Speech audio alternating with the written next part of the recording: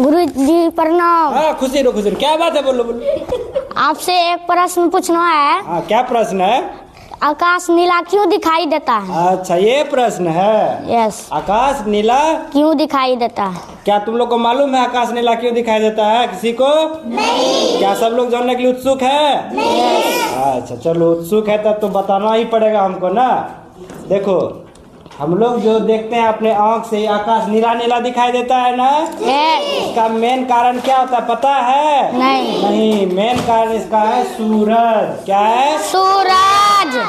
सूरज में क्या होता है? रोशनी प्रकाश होता है ना जी। हमारे घर में बल्ब जलता है ना जी, इससे क्या निकलता है? प्रकाश निकलता है ना जी। उसी तरह हमारे इस पूरे ग्रह को इस सूरज जो है क्या करता है? रोशनी देता है। वो रोशनी के कारण से ही जो है ना आकाश क्या होता है? नीला दिखाई देता है। देखो मेन कारण उसका क्या है? प्रकाश का टकराव। मेन का कारण क्या है उसका? प्रकाश का टकराव। ठीक है। जब सूरज का रोशनी पता है कैसा होता है आप लोगों को?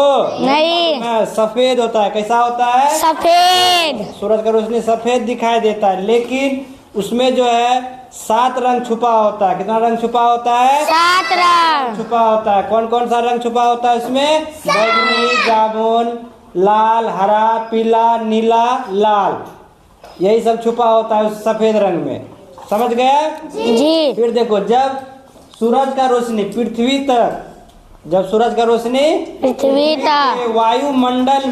वायुमंडल में प्रवेश करता है, यानी जैसे आने लगता है, तो उस टाइम में वहाँ वायुमंडल में क्या है? हमारे वायुमंडल में पता है? नहीं। हवा है, धुलकन है। धुलकन मतलब ये खिड़की जैसे खोलते हैं दिखता है हमको छोटा छोटा उड़ते हुए जी। इसी तरह हमारी पूरी वायुमंडल में जो है ना धुलकन का कण है, यानी कण मना बालू का टुकड़ा देखा है जी। इसी तरह का वो कण रहता है, और वो ये मिट्टी का कण जो वो है हमारी वायु के कण से बहुत बड़ा है, बहुत बड़ा है। जब उस पे सूरज का प्रकाश किस पे पड़ता है? हवा के कण पे। किस पे पड़ता है? हवा के कण पे। तो वहाँ पे जो है जब सब कलर आता है उस पे, हवा के कण पे क्या आता है?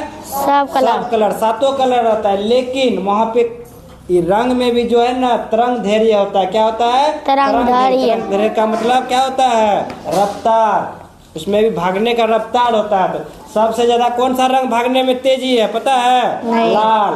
कौन सबसे ज्यादा भागता है? लाल। उसके बाद नीला। उसके बाद नीला तो सबसे छोटा हो गया, यानी कि वो भागने भद्दा है। उसके बाद बैगनी, वो भी उससे भी भद्दा है। ठीक है। लाल सबसे ज्यादा भागता है। ठीक है। इसलिए लाल जो है वो भाग गया टकरा के, लेकिन नीला जो है छोटा था, वो टकरा के वहीं पे रुक गया। किसमें रुक गया? हवा के कण में। हवा के कण में कौन सा कलर आके रुक गया सूरज का? नीला। हमारे वायुमंडल में कण ने उसको पकड़ लिया, क्योंकि वो सबसे कमजोर था।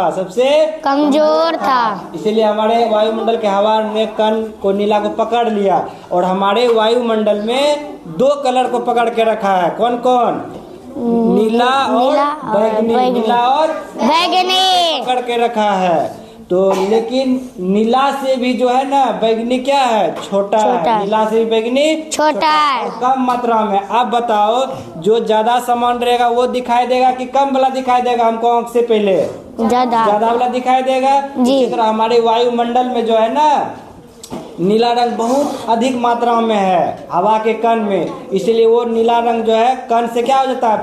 फैल के पूरा नीला नीला बन जाता है। बैगनी हमको दिखाई नहीं देता। तो आप लोग समझ गए नीला क्यों दिखाई देता है जी। हमारे वायुमंडल में हवा के कण में सूरज की रोशनी प्रवेश करती है, जिससे क्या होती है? नीला रंग क्या होती है? फैल जाती है पूरे वहाँ वायुमंडल में। ठीक है जी। जब हम लोग किसी रॉकेट से अगर वायुमंडल से बाहर चले जाएंगे तो हमको नीला रंग दिखाई नहीं देगा वहाँ पे, है ना, क्योंकि हम वायुमंडल से बाहर चले गए हैं, है ना जी। तो आप लोग समझ गए ना जी।